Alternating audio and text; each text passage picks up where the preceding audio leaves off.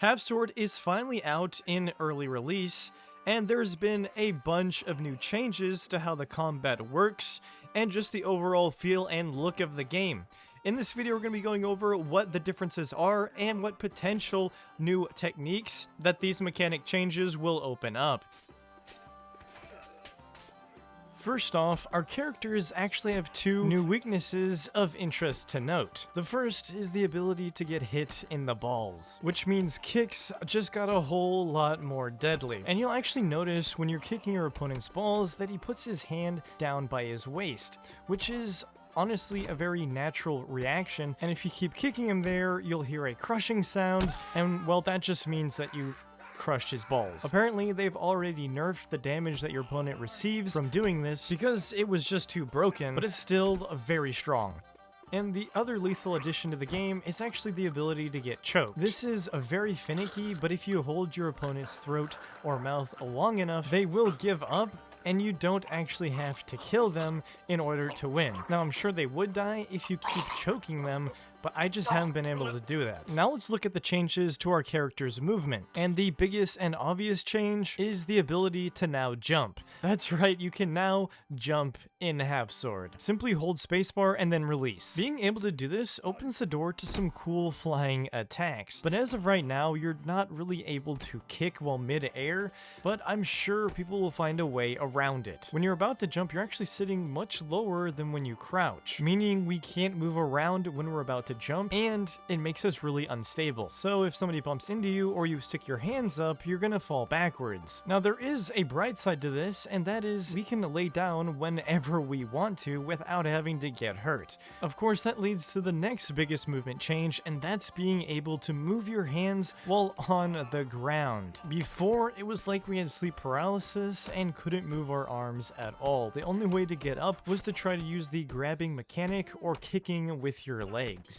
Now it's quite the opposite, and you can't use your legs at all, but you can use your hands, which is definitely better, but I still wish we could kick while on the ground. Now at least we're not completely defenseless, and we have the ability to grab and gain control over our opponent's limbs, and maybe sweep them as we get up. And this just means we're going to be able to do more hand-to-hand combat techniques, like being able to use jujitsu. So get ready for that video. Overall, the characters just feel a lot lighter, and this means you're going to be tripping and falling over more, but you're also going to be able to take down your opponent more often and more consistently. And this will set you up to dominate your opponent more easily, which I think is a very important part of gameplay mechanics. Also, now that we have the ability to declothe our opponent, that also helps, making the combat feel much more realistic than in the demo, as you were just not able to get into the proper positions as easily. Now it's time to look at the reworked combat mechanics. Firstly, kicks got a nerf, and you can't spam them as fast as you used to. The saddest part about this is we won't be able to do the Kazatsuki anymore, which was definitely a favored technique of mine.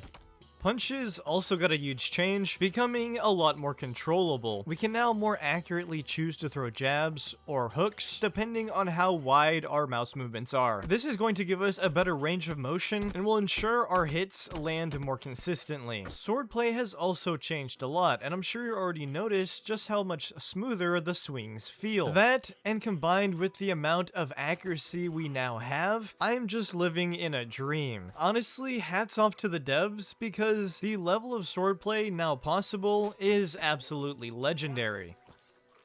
Transitioning between guards has become buttery smooth, and this is what allows our attacks to be more precise, as transitioning between guards is exactly what an attack is. We also have some new range of motion, especially when wielding our sword out in front of us. We can manipulate the pitch and yaw, as well as the rotation, much more smoothly than in the demo versions.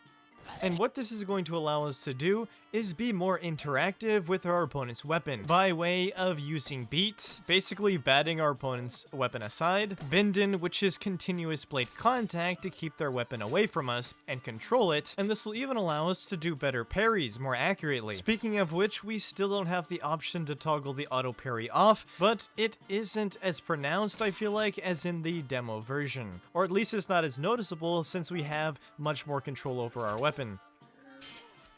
My favorite change so far is how easy it is to now exit stab mode. With a quick flick of your mouse in any direction and without the need to release your mouse button, we can now exit stab mode without losing any control over our weapon. It is now a seamless transition flowing between stabs and thrusts that it's actually beautiful. This of course gets us ever closer to how real sword fighting looks, and it opens up a huge potential for new attacks. Like if you thrust and miss your opponent, you can simply drag your weapon back and slice him, and this will be much more effective and deadly than it was in the demo version. Okay, but can we talk about how I cut this guy's helmet in half for a second? That was never a thing.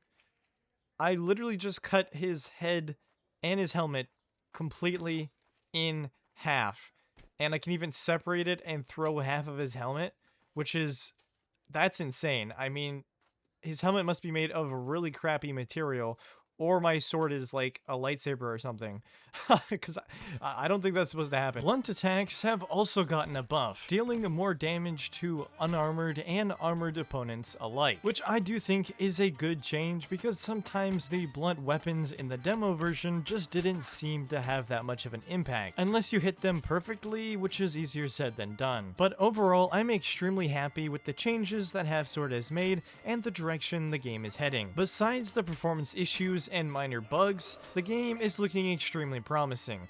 We just have to be patient and let the devs do their thing. I know they're working on all of these problems as fast as they can, but with that, I want to hear what you guys think about the current state that Half Sword is in, and if I missed any new mechanic changes.